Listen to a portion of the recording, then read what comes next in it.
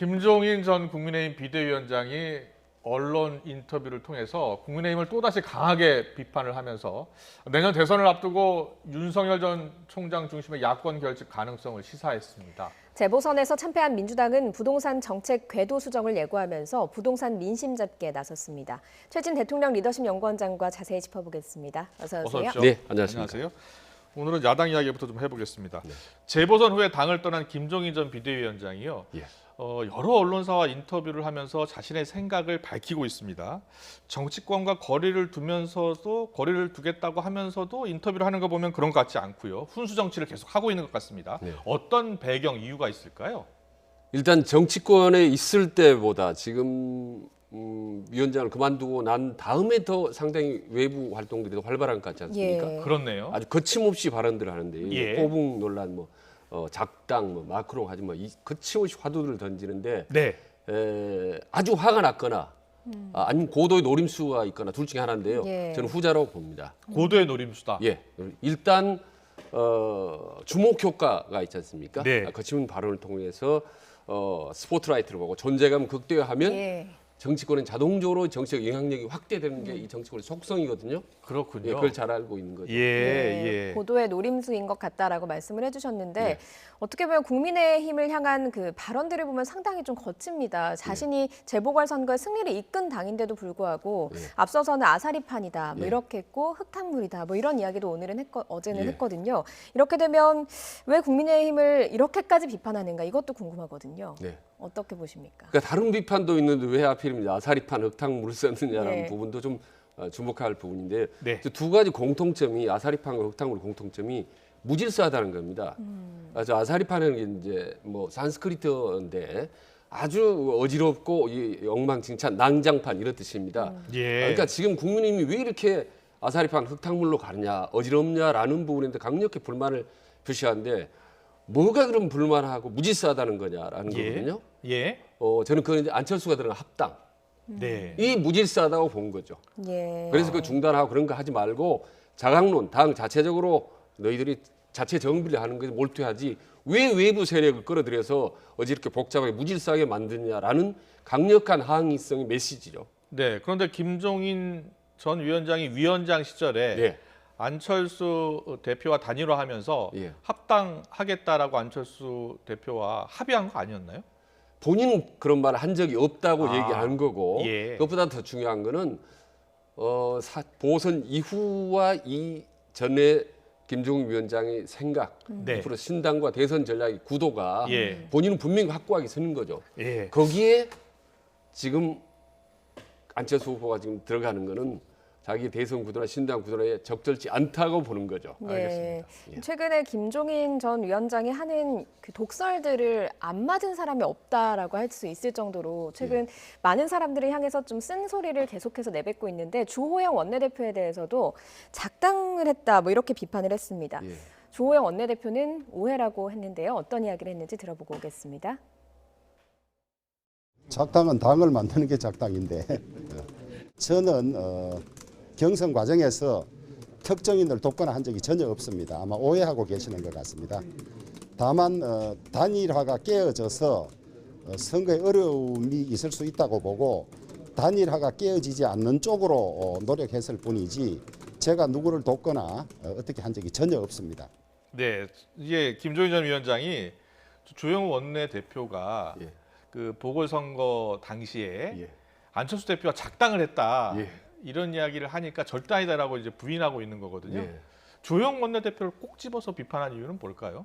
그러니까 김종인 전 위원장이 보는 주호영 원내대표의 죄목은 두 가지입니다. 뭡니까? 하나는 그전에 사실 재보선 과정에서 안철수하고 상당히 가까웠고 예. 뭔가 챙겨주려고 하는 예. 그리고 후보를 만들려고까지 했다는 오해를 이제 생각을 가지고 있거든요. 국민의힘 내에서 중진 의원들이 그런 시도를 했죠. 예, 상당히 예. 그랬던 건 사실이죠. 그런데 그때는 원내대표였는데 주호영 너도 그랬다라는 이제 생각을 갖고 있는 거고 또 하나의 제목은 이제 선거가 끝났는데도 불구하고 다시 안철수를 데리고 오려고 한다는 시도죠. 그러니까 결국 이제 두 개의 제목은 공통점이 있는 거죠. 왜 안철수 가깝게 하고 함께 하려고 하느냐라는 데가 된 거죠. 근데 네. 만약에 주호영 원내대표가 지금 당 대표에 되면은 예. 네. 그야말로 다시 안철수하고 함께 갈 가능성이 높지 아. 않습니까? 작당할 가능성이 높죠. 그렇군요. 그러니까 사전에 차단시키는 예. 거죠. 예. 그리고 공개적으로 메시지와 동시에 네네. 당 내 자기 세력도 있지 않습니까? 예. 김종인 위원장이. 그래서 가능한 주호영이 당 대표가 되지 않게 하려는 안 왔으면 좋겠다는 그리고 안 되게 하려는 그런 의도가 다분히 깔려 있는 그런 공개적인 저는 메시지라고 보는 겁니다. 여러모로 네. 고도의 노림수라고 판단을 하시는 거군요. 네, 그렇습니다. 예. 나름대로 이 대선 판을 좀 김종인 전 위원장이 그리고 있는 것 같아요. 예, 그 그림 속에 안철수는 들어있지 않는데 예. 자꾸 그걸 조호영이 들여오고 다른 중진이 들어오려고 하니까 너희들 비켜라 그런 식으로 하면 안 된다라고 강력하게 공개적으로 아주 거친 표현을 써서 네. 지금 제동을 걸고 있는 거죠. 네. 알겠습니다. 반면에 김종인 전 위원장의 그 독설에서 비껴나간 딱 한 사람이 있는 것 같습니다. 윤석열 전 총장인데요. 백조의 비유를 하면서 오리밭에 가면 오리가 된다. 그래서 국민의힘에 가지 말라는 언급을 했습니다. 네. 그러면서 마크롱 대통령 사례를 들어서 반박을 했거든요. 예. 어떻게 보셨습니까? 그러니까 김종인 전 위원장 말을 요약하면 윤석열 너는 백조인데 네. 조금 기다리면 내가 마크롱 만들어주겠다는 거 아니겠습니까? 예. 마크롱이라는 게 이제 뭐 경력도 별로 없는데 네. 서둘러서 당을 만들어서 이제 대통령이 됐다는 거 외형적인 면은 비슷한 점이 분명히 있습니다. 네. 내용적으로 이제 상당히 좀 다른 점이 있지만 아. 어쨌든 그리고 여기서 메시지는 뭐냐면 예. 윤석열 너는 섣불리 성급하게 지금 국민으로 갈 생각은 하지 마라라는 메시지고 네. 두 번째로는 다른 사람하고 쉽게 섭불리 손잡지 말라는 겁니다. 예. 그 전에 여러 번 얘기했잖아요. 그런 일 공개적으로 김정은 위원장이 하나는 파리 때 기억나시죠? 예, 예. 파리 달라붙을 수 있으니까 파리 아, 가까이 예, 하지 예. 말라는 그게 그것이고 예. 또 하나는 이제 5월 중순쯤이면은 윤석열이 공개적으로 의사표시를 할 것이다라는 네. 얘기는 5월 중순까지 기다려라. 그때 우리 뭔가 함께 해보자라는 강력한 메시지거든요. 예. 그래서 총 정리를 하면 김종인의 생각은 딱 세 가지인데 하나는 앞으로 그러니까 당은 물론 이거 대선 전략에 관한 한 내가 주도적으로 한번 해보고 싶다라는 게 1번이고 어떤 형태로든지 윤석열과 함께 간다라는 것이고 세 번째로 중요한 건데요. 네. 신당은 만들지는 않겠지만 신당에 준하는 정치 세력을 만들어서 국민힘과 연대를 흡수하겠다는 거죠. 아. 왜 흡수라는 말이 나올 수 있냐면 솔직히 말해서 지금까지 국민힘 후보가 없지 않습니까? 예, 예. 그렇잖아요. 안철수 밖에 있고 홍준표 밖에 있죠. 네. 그리고는 없지 않습니까? 유승민, 지금 원희룡 예. 2, 3% 나오지 않습니까? 없습니다. 아. 예. 그렇기 때문에 외부 세력을 마크롱처럼 조그만 세력만 만들어도 예. 금태섭과 함께 예. 김종인, 금태섭, 윤석열이 신당이 아니라도 정치 세력만 하더라도 예. 얼마든지 시체말로 해서 국민힘을 접수할 수 있다. 그러니까 유력한 대선 후보로 정치권에 쏠림 현상이 나타날 수 있는데 네. 국민의힘에서는 유력한 대선 주자가 지금 현재 없으니까 예. 국민의힘이 오히려 그 새롭게 만들 당에 예. 흡수될 수도 있다 이렇게 네, 보고 그렇습니다. 있다는 근데 겁니까? 당은 안 만들고 당은 만들지 예, 않고. 예. 그래서 신당은 만들지 않겠다는 알겠습니다. 거죠. 예. 그리고 그 신당으로 가지는 않겠다는 거죠. 신당의 준 형태 그 직전 단계에 만들어서 함께 갔다는 거. 말하자면 지난번에 그 안철수하고 누구죠? 오세훈 예. 예. 그 단일화 영 모델입니다. 이를테면 예. 저는 그 단일화하는 과정에서 저는 김정인 위원장이 많은 노하우를 저는 얻었다고 보는 겁니다. 예. 역으로 그러니까 안철수가 오세훈 후보의 당을 네. 흡수하는 전략을 충분히 그 노하우를 많이 얻었다고 보고 실제로 지금 여론조사로 본다면 얼마든지 그게 가능하죠. 네. 후보도 없고 지지도가 1, 2% 나오는 제일 당이 어디가 있습니까? 예. 그러니까 김종인 위원장은 상당히 자신감을 갖고 예. 마음껏 거침없이 예. 치고 나가는 거죠. 네. 그렇게 되면 이제 중도와 보수를 모두 아우를 수 있다는 그림도 있는 거겠네요. 예, 그렇습니다. 예. 예. 네. 그런데 국민의힘 입장에서는 김종인 전 비대위원장의 예. 저런 비판이 굉장히 거북할 거예요, 듣기가. 네, 예. 그렇겠습니다. 그래서 지금 국민의힘 지금 뭐 원내대표도 새로 뽑아야 되고요. 예. 네, 당 대표도 새로 뽑아야 됩니다. 그런데 국민의힘 여론조사 관련해서 국민의힘 대표 적합도를 물었는데 여기에 초선의 김웅 의원이 2위에 올랐어요. 예, 그 여론조사 보셨어요? 예, 봤습니다. 예. 예. 주호영 원내대표가 16.6%, 김웅 의원이 11.3% 네. 당대표 적합도인데 어떻게 보셨어요? 이거? 그러니까 안 좋게 보면은 네. 그만큼 국민의힘의 지금 당 대표를 맡을 만한 중진 그룹이 여의치 않다, 마땅치 않다라는 네. 부분이고 예. 좋게 보면은 예. 당의 변화를 원하는 그런 심리가 상당히 강해서 그게 김문까지 갔다 그래 당의 새바람을 일으킨다라는 면에서는 상당히 긍정적인 신호로 볼 수가 있는 거죠. 예. 특히 지금 국민의힘이 제일 과제가 이명박 박근혜 그림자를 지워내는 겁니다, 사실은. 그게 제일 중요합니다. 아시다시피 지난번 4월 7일 선거 기억나십니까? 예. 지금 민주당 계속 공격했던 건 뭡니까? 오세훈 예. MB 아바타다. 예. 그리고 부산에 있는 박형준도 MB 아바타로 공격했지 않습니까? 예. 예. 예, 그래서 차제에 이걸 지원하지 않으면은 다음에 또다시 대선 때 그때는 세게 아바타 공격이 올 거거든요. 그래서 이번에 이제 확실히 지워야 되는데 그런 점에서 김웅이 이렇게 2위까지 갔다. 적합도가. 예. 예. 그럼 국민의힘에서는 상당히 바람직한 현상이라고 볼 수가 있죠. 실제로 초선 당 대표론이 좀 힘을 받을 가능성도 있겠습니까? 예, 어떻습니까? 힘은 받는데 저는 될 가능성에 대해서는 좀 회의적으로 봅니다. 그리고 좀 개인적인 사견을 묻는다면 네. 저는 소장파와 중진의 그룹을 7대 3으로 해서 소장파를 전면적으로 배치하되 저는 당 대표는 개인적으로는 경험이 많은 중진이 해야 그 거대한 대선을 이끌 수 있지 않겠느냐라는 게 이제 순전히 이제 개인적인 사견입니다. 알겠습니다. 국민의힘이 어떤 지도부를 구성할지 예. 지켜보겠습니다. 계속해서 여당 상황 볼까요? 자, 민주당 당권 주자들 오늘 광주에서 첫 지역 순회 합동 연설회를 가졌습니다. 어떤 발언이 나왔는지 듣고 오겠습니다. 정당이 국가 운영에 주도적 역할을 담당하고 그 결과에 함께 책임지는 정당 책임 정치를 구현하겠습니다. 문재인 대통령이 실현하고자 했던 명실상부한 민주당 정부의 시대를 열겠습니다. 대통령과도 가감없이 소통할 수 있는 홍영표밖에 없습니다. 개파 파벌에서 자유로운 송년기, 공정하고 투명하게 대선 경선을 관리하겠습니다. 저희 민주당이 지방자치단체 의원장들의 공천 과정이나 모든 과정에서 내 사람이 먼저다, 자기 파벌이 먼저다가 아니라 공정하게 평등하게 만들어지는 민주당을 만들어갈 것입니다. 국민의 눈높이를 같이 하고 고단한 민생을 어떻게 해결해 나갈 것인지, 미래 세대에게 어떻게 희망을 줄 것인지, 내 삶의 민주당이 꼭 필요하다는 믿음을 어떻게 쌓을 것인지를 가지고 절박하게 실천하자고 주장합니다. 단결과 혁신, 민생이 방안이고 현장이 답입니다. 이 세 명의 당대표 후보들은요. 본인들이 다 정권 재창출을 위한 적임자다 이렇게 이야기하고 있고요. 모두 다 개혁을 이야기하고 있습니다. 오늘 발언들 내용 중에 좀 눈에 띄는 대목이 있었습니까? 예, 제가 일일이 세 발언을 좀 일일이 좀 드려봤는데요.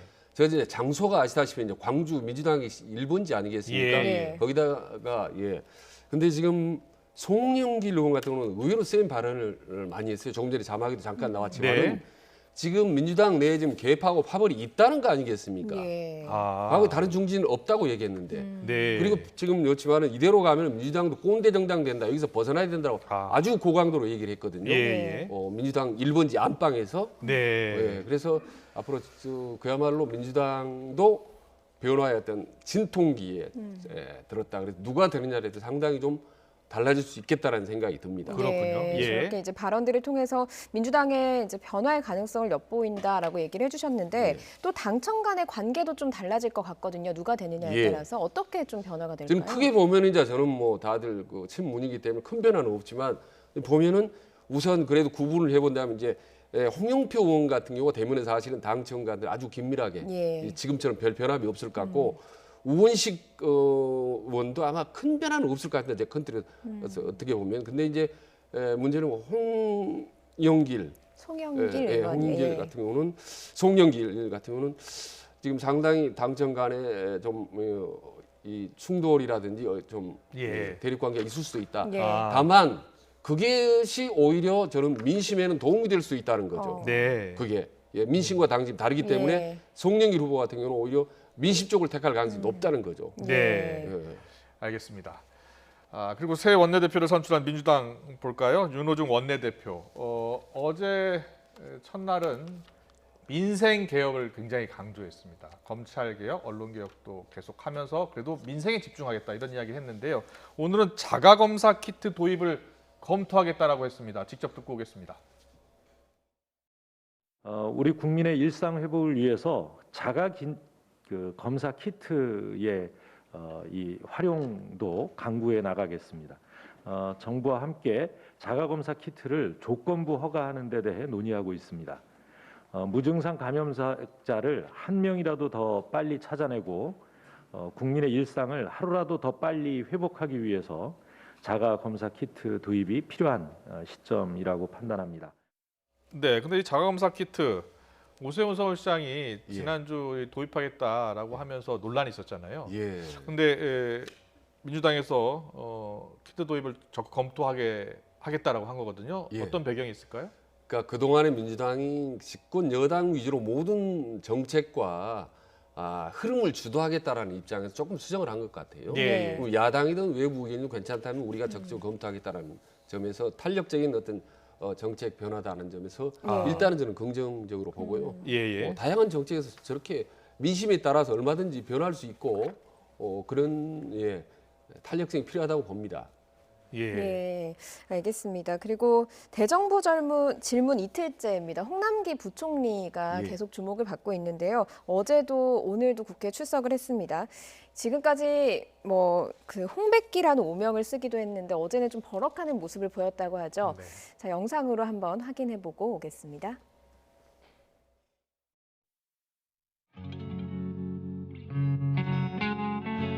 누군가 이렇게 책임 있는 자세가 필요하다 싶어서 사직서명을 하셨다는 거죠? 예, 사직서도 제출했습니다. 재정당국의 입장을 굉장히 절제된 표현으로 제가 말씀을 드린 것으로 어려운 소상공인도 더 버텨야 다시 일어설 수가 있습니다.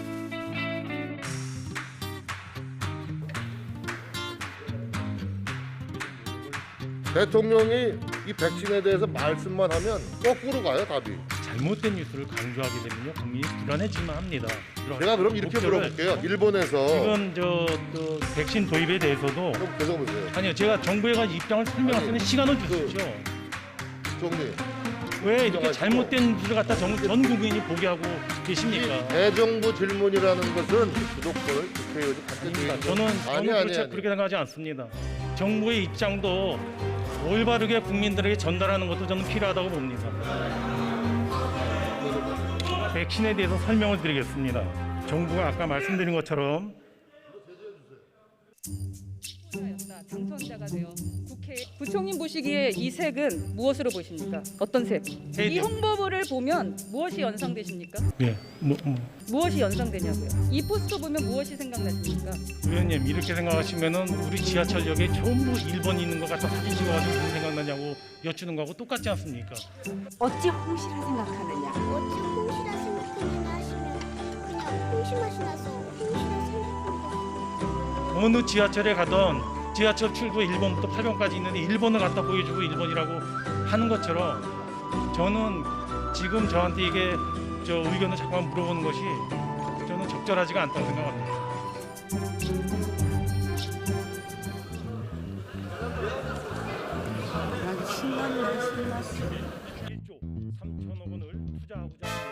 의원님 정말 공시가격 동결하는 게 사회적 정의에 맞습니까? 제가 지리자입니다. 아니 그러니까 제가 정중하게 여쭤보는데요. 진정하시고 답변하시고. 공시가격을 동결하는 게 능사가 아니라는 것이죠.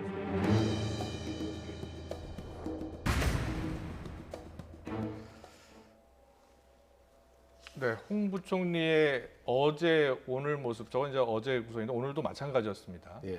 오늘은 이제 경제 관련 분야에서 이제 부총리 자격으로 오늘 나오셨는데 할 말은 하겠다라는 생각 같고요. 그리고 의원님한테 자꾸 질문도 던지더라고요. 예. 어떻게 보셨습니까? 강요가 정부 입장을 당당하게 밝힌 거는 필요하겠지만 저건 아무리 봐도 좀 많이 오버한 것 같고요. 그리고 아까 질문했던 정진석 의원이 이제 국민의힘의 최다선입니다. 5선 국회의원입니다. 그런데 다선 의원 출신의 국무총리가 답변을 하면서 의석이나 의원들하고 맞짱을 트는 건 봤지만 공무원 출신의 부총리가 총리도 아닌 부총리가 5선 의원에게 이렇게 맞짱 비슷하게 하는 거는 저는 솔직히 아직까지 본 적은 없습니다. 이유가 있을 것 같기도 하거든요. 아마 본인이 많이 그동안에 화가 났을 겁니다. 아시다시피 이 동네 북이다 홍두삼이다 홍백기라 그러세요. 온통 물러 터진 부총리 아니냐라고 이제 계속 여당으로부터 이제 비판을 받고 그랬는데 마지막 이제 좀 본인의 진퇴 문제가 결정되는 마당에 예, 그냥 한번 하고 싶은 얘기를 막 다 하고 쏟아낸 것 같기도 합니다. 네, 알겠습니다. 알겠습니다. 예. 그리고 오늘 저 국회 유력 대선 주자 이재명 지사가 찾았습니다. 재보궐선거 이후에 처음 국회를 간 건데요. 강성 민주당 당원들에 대한 기자 질문에 이재명 지사가 어떤 답을 했을까요? 직접 듣고 오겠습니다. 의견 표현의 방식이 폭력적이거나 아니면 상례를 벗어나는 경우는 옳지 않죠. 민주당의 당원이 80만 명, 그리고 권리당원만 그렇고 권리당원이 아닌 일반 당원은 수백만에 300만에 달한다고 하는데 그중에 과연 몇 명이나 되겠는가. 좀 과잉 대표되는 측면이 있고 또 과잉 반응하는 측면이 있기 때문에 자, 강성 친문 당원들이 과잉 대표됐다. 네. 이렇게 평가를 했어요. 발언 하나하나가 참 센 표현입니다. 사실. 예. 과잉 대표되는 것 같고 그리고 앞에도 폭력적이고 상례에 어긋나면 안 된다라는 표현 같기 때문에 아쉽다시피 이제 이재명 지사가 과거에 이른바 이제 강성 문바들한테 문자폭탄을 많이 당했다는 건 세상에 다 아는 일 아니겠습니까? 근데 이 시점에 이제 아시다시피 지지도 1위를 달리고 있고 그리고 민주당 내에는 후보가 하나도 없는 상태에서 그런 그동안의 억하 심정이 자신도 모르게 이렇게 슬쩍 나왔지 않냐라고. 민주당 내에서 지지도 1위 하지만 그 30%를 넘은 건 아니고 20%대에 지금 사실상 갇혀 있잖아요. 그럼에도 불구하고 어떤 좀 자신감을 왜냐하면 민주당 후보 사실상 없지 않습니까? 후보 중에. 지금 뭐 5%, 10% 넘는 후보가 거의 없지 않습니까? 이낙연 그 친문 후보 중에 아주 친문. 강성 친문을 대변하는 후보 중에 는 5% 넘는 후보가 없지 않습니까? 이낙연도 어떻게 보면 중도 후보, 입장을 대변할 수 있는 후보. 그리고 아까 이재명 후보가 이제 본인은 과잉 대표되는 측면이 힘들었지만 자기는 본인의 대응하는 방식을 얘기했네요. 꾹 참고 있고 신경 안 쓰면 된다라고 했는데 이재명 지사는 솔직히 말해 내공이 센 사람입니다. 엄청. 그렇기 때문에 본인이 신경을 안 쓰고 막 버티면 됐을지 모르지만 다른 의원들은 전부 백기 들었습니다. 최근에 아시죠? 초선 5인방 중에 당 쇄신 뭐 친문 퇴진론 얘기했다가 막 백기 들고 사과했지 않습니까? 그 정도로 이게 친문 강성 친문들의 힘은 엄청 센 겁니다. 근데 이재명 지사가 이제 뭐 본인이 신경 안 쓰면 된다고 했다는데 그거는 신경을 안 쓴 게 아니라 엄청나게 아주 독식 먹고 아마 버텨냈을 겁니다. 이제부터는 아마 할 말을 할 것 같다는 예감이 듭니다. 이제부터 할 말은 할 것 같다 이런 얘기를 하셨는데 사실 민주당에서도 부동산 민심을 잡기 위해서 노력을 하고 있지만 이재명 지사 부동산에 대해서 할 말을 오늘 했거든요. 뭐라고 했냐면 실거주용 2주택도 생필품에 준하는 보호를 해야 되고 불로소득은 강력한 환수 장치를 만들어야 된다 이렇게 이야기를 했는데 이 발언들을 어떻게 좀 볼 수 있겠습니까? 절묘한 것 같아요. 이재명 됐다는 생각이 퍼뜩 들었습니다. 왜냐하면 2주택 는 상당히 좀 나름대로 있는 사람들, 그렇죠. 2주택자들 있는 사람들에게 박수를 받는 거고, 그 다음에 강력한 불로소득 강력 환수하겠다 이런 없는 사람들에게 또 박수받게 하는. 이런 민심을 가려운데 아픈 데를 탁탁 찔러주는 그런 참 민심에 부응하는 정책은 역시 뛰어난 것 같다. 오늘 페이스북에 정치는 실용적인 민생 개혁의 실천이어야 한다. 그러면서요. 거대 담론, 그 개혁 담론도 중요하지만 실천적인 민생 개혁이 중요하다. 이렇게 접근을 했어요. 구구절절 다 말은 맞는 말이에요. 그러니까 지금 지지도가 오르지 않는 여야 후보들은 이제 어떻게 보면 이재명 지사의 저런 행보나 발언 같은 건 상당히 벤치마킹 해야 될 겁니다. 일각에서는 저런 행동과 발언이 중도층을 겨냥했다. 그러니까 지지율이 좀 20%에 갇혀 있는데 좀 더 끌어올기 위한 중도 행보다 이렇게 보는 분들도 있더라고요. 중도나 20, 30대를 볼 때 뭐 시원시원하지 않습니까? 근데 이제 다만 본격적으로 대통령 후보로서의 검증에 들어간다면 저런 정책들이 실효성이 있는 건지 단순히 포퓰리즘인지 이 부분은 이제 검증은 들어가겠지만 일단 정치적 발언 이라는 액면만 먹고 본다면 시원시원하고 빠르고 또 피부에 와닿는 정책들인 거죠. 알겠습니다. 앞서서 이제 민주당 내에 친문 후보가 없다 이렇게 이제 이야기를 하셨는데 임종석 전 대통령 비서실장이 대선 출마를 막판 고심하고 있다 이런 보도가 나왔거든요. 만약에 나오게 된다면 친문의 그런 마음이 좀 글로 갈 수 있겠습니까? 그러니까 지금 본인도 고민을 하면서 마지막 지금 하루 이틀 걱정할 것 같은데 근데 예.